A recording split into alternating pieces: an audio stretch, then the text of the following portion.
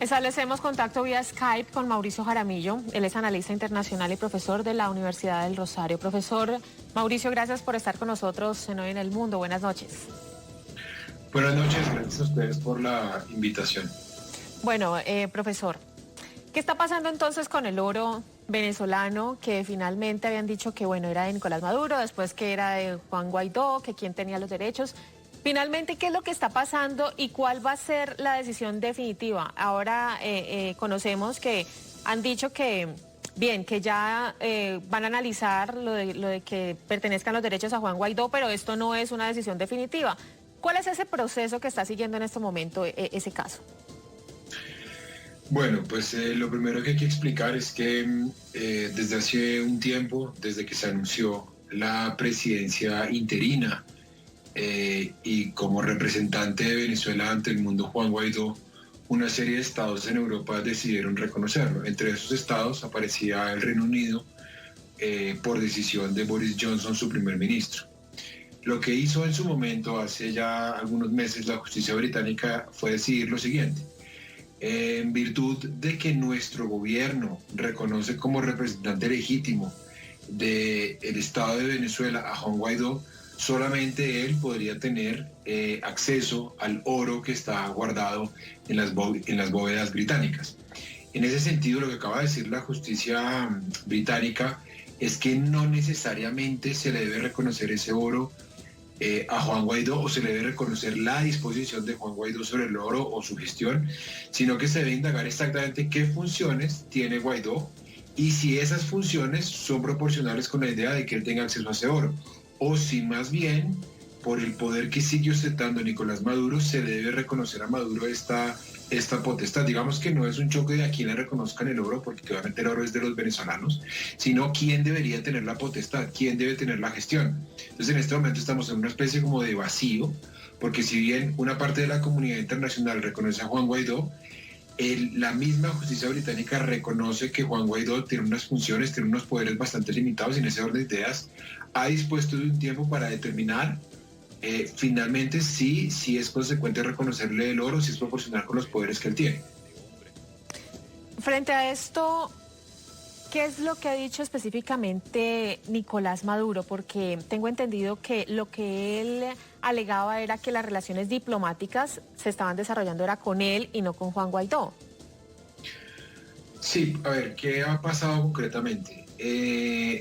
En realidad, cuando Juan Guaidó fue, digamos, autoproclamado como presidente, lo que hicieron varios estados europeos, entre ellos Reino Unido, fue reconocerlo, pero reconocerlo no sin límites. Lo que dijeron algunos estados fue: nosotros lo reconocemos como presidente siempre y cuando usted sea capaz de liderar una transición, llame a elecciones. En la medida en que fue pasando el tiempo, muchos de esos nombramientos de Juan Guaidó en el exterior pues simplemente o terminaron volviendo o terminaron sin reconocimiento.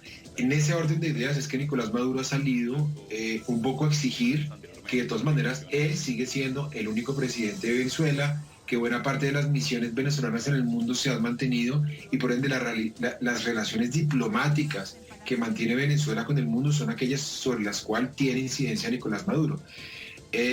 Venezuela no solamente ha dicho eso, que me refiero al gobierno de Nicolás Maduro, sino que además apeló frente a la justicia británica, y obviamente un poco la retórica del gobierno oficialista en Venezuela es que esto hace parte de una serie de sanciones que a su entender son ilegales de acuerdo con el derecho internacional, porque pues la diplomacia es muy clara en cuanto a cuáles son los canales de reconocimiento entre estados, y es obvio que en ese sentido pues Juan Guaidó está en una enorme desventaja, pero básicamente el argumento de Maduro es: yo sigo ostentando los poderes, la fuerza militar me responde a mí, yo gané las elecciones, controlo las fronteras. El problema es que internacionalmente hay una ambigüedad muy grande respecto a quién debe ser el representante de Venezuela.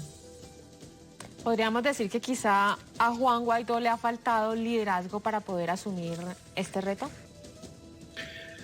Yo creo que él ha tenido liderazgo. El problema es que la apuesta de Juan Guaidó era en enero de 2019 que hubiese una campaña desde afuera muy rápido para que él fuera reconocido como presidente y eso impulsara hacia adentro una transición que no debía demorarse. Lo que hemos visto básicamente en estos ya prácticamente 2 años es que se ha hecho muy poco, se avanzó mucho en el plano internacional. Hoy son decenas los estados los que reconocen a Juan Guaidó, pero estamos un poco en una paradoja porque de muy poco sirve. De muy poco sirve ese reconocimiento si no se tiene, por ejemplo, unidad de mando o no se tiene mando sobre las fuerzas militares, control de fronteras, control sobre la economía. Por ejemplo, en la pandemia, básicamente como líder de la oposición no ha podido hacer absolutamente nada. Entonces, más que falta de liderazgo, es una falta de poder real, y eso es un poco lo que ha pasado con la justicia británica. Lo que ha hecho la justicia británica es, no sabemos hasta qué punto el señor Guaidó disponga de un poder real. Entonces, más que liderazgo, es un problema de poder. Antes de entrar a preguntarle específicamente sobre un tema de político y de la oposición en Venezuela, quiero preguntarle acerca de estos lingotes de oro. ¿Cuánto oro está en el Banco de Inglaterra? ¿Y cómo sería ese proceso para que ya sea Guaidó o Maduro pudieran disponer de esto? Yo tengo entendido que son más de $1.000 millones, o sea, el equivalente a más de $1.000 millones, perdón.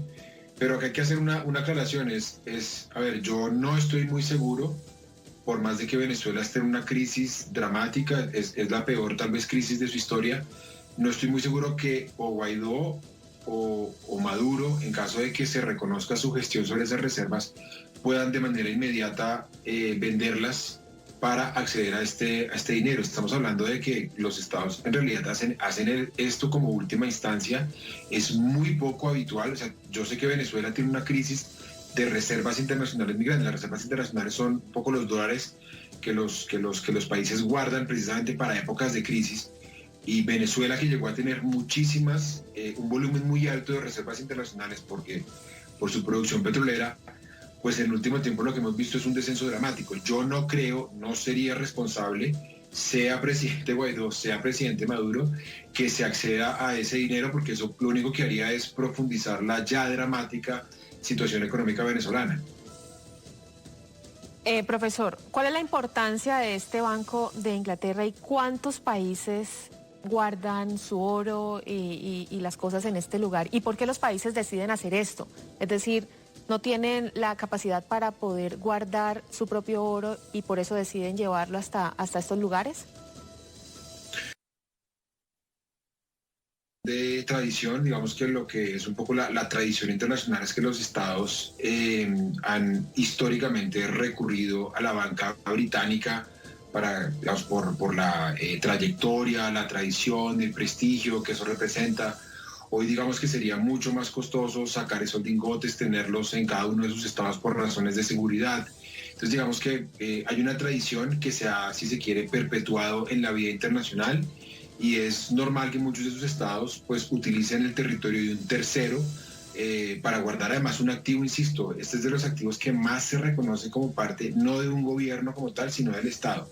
En ese orden de ideas, mantenerlo en un territorio extranjero, especialmente de un país europeo, con una tradición legal, de estabilidad, de seguridad, pues termina adquiriendo mayor sentido. Pero no creo que sea un problema necesariamente que no tengan capacidad. Se trata más bien de una tradición que los estados deciden mantener. Finalmente, profesor, quiero que usted nos ponga en contexto y nos diga cómo está en estos momentos la oposición venezolana. Sabemos que está un poco quebrantada, está un poco dividida, pero quiero que usted nos diga específicamente qué está pasando en estos momentos. La oposición venía dividida porque este año, en diciembre, hay elecciones legislativas convocadas por el oficialismo, e inicialmente la mayor parte de la oposición acordó no participar para no legitimar al régimen de Maduro. De esa posición terminó tomando distancia Enrique Capriles.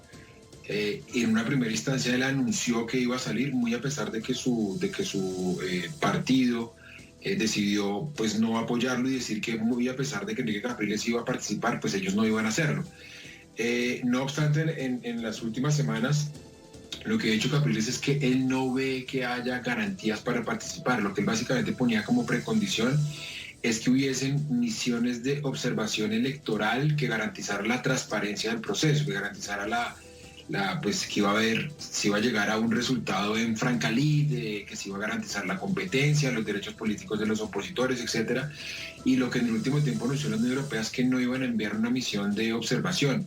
Yo le creo es que si no hay una misión de observación de un organismo internacional, bien sea Naciones Unidas, que ya ha dicho en varias oportunidades que si se necesita pueden enviar una misión, o si no hay una misión de la Unión Europea, va a ser muy difícil que este sector de la oposición, liderado por Enrique Capriles, participe. Entonces, si bien es cierto, la oposición está dividida porque no saben si van a seguir apoyando a Guaidó, el mandato de Guaidó se acaba en enero del próximo año porque va a haber una nueva asamblea, no se sabe si la oposición va a participar de las elecciones y más grave aún, la oposición tendrá que enfrentar a finales de este año, a comienzos del próximo año, el gran reto que supone la nueva constitución que está redactando esta Asamblea Nacional Constituyente. Lo que uno espera básicamente es que de aquí a que se acabe el año, todos esos sectores que son cada vez más numerosos, pero a su vez eso conlleva la fragmentación, se terminen poniendo de acuerdo porque pues Venezuela se sigue aproximando cada vez de una manera más peligrosa a tener una nueva constitución y con eso me parece que se cierran las posibilidades para una transición. Bien, pues es Mauricio Jaramillo, analista internacional y profesor de la Universidad del Rosario. Profesor, gracias por estar con nosotros en Hoy en el Mundo y por ponernos en contexto. Gracias a ustedes por la invitación. Feliz resto de noche. Lo mismo para usted. Feliz noche. A nuestros televidentes ya saben que